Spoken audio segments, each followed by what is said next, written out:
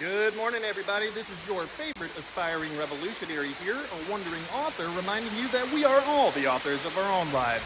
As always, my message remains the same. Spend less, live more, earn your freedom with frugality.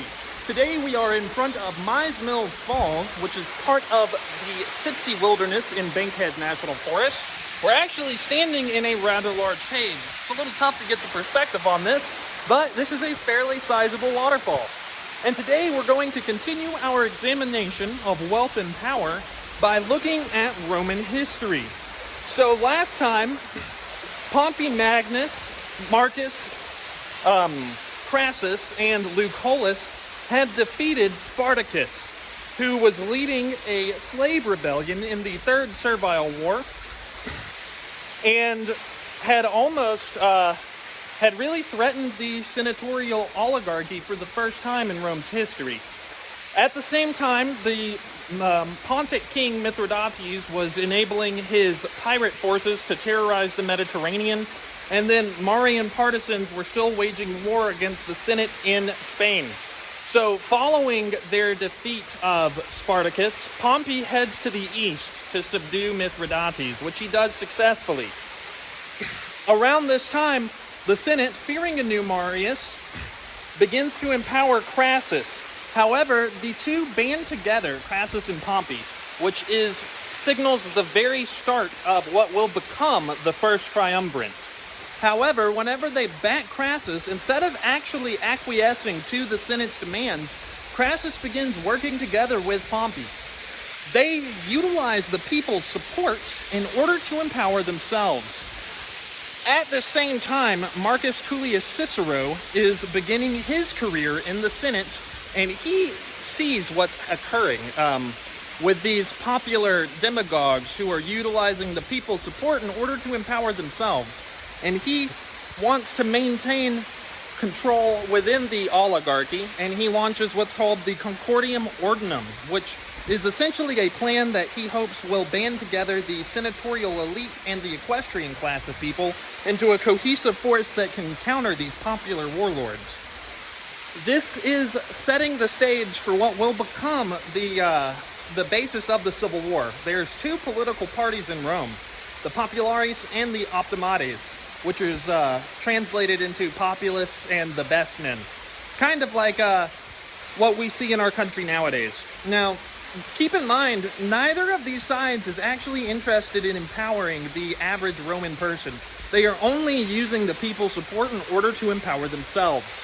So, whenever Pompey heads to the east, he actually brings Roman soldiers into the Holy Land, and he defeats Mithridates, and he storms Jerusalem, creating what's known as the Jewish Diaspora, where the Jews are sent all over the world. So, the reason I bring that up is the upcoming 20 years of Roman history are literally so pivotal in our own heritage that they've made it into our holy books, such as the Bible. These are some of the most important moments in all of Western history. We're going to see names like Cato, Cicero, Lucullus, Crassus, Julius Caesar, Pompey Magnus coming up. So before we can actually start talking about the Triumvirate and Julius Caesar, we do have one more tidbit to go through. So the Roman historian Sallust tells us about what's called the Cataline conspiracy, which is where Sergius Cataline begins to fight for the average Roman people. He wants to pursue debt cancellation, or what he calls tabula novae, or blank tablet. This right here prompts a senatorial reaction where they send out death squads and they start hunting down actual popular leaders who do want to help the average person. Around this time, after the defeat of the Cataline conspiracy, Pompey has successfully subdued all of the Hellenistic states that were set up by Alexander the Great, and he returns to Rome. He's essentially established a fiefdom in the east, which is some of the wealthiest territory in the world. And this has made Pompey Magnus one of the most wealthy and powerful men that the Roman Empire has ever seen. So when he gets there, he wants to get the Senate's ratification to authorize his kingdom over there in the east, and he wants to give land to the veterans who helped him win it. But the Senate will not help him. However, one more populist leader, and a man who is destined to outshine every other Roman we've heard of so far, stands up on Pompey Magnus's side, Gaius Julius Caesar, which we will discuss him and his legendary exploits in our upcoming episode, which should come out either tomorrow or possibly on Friday.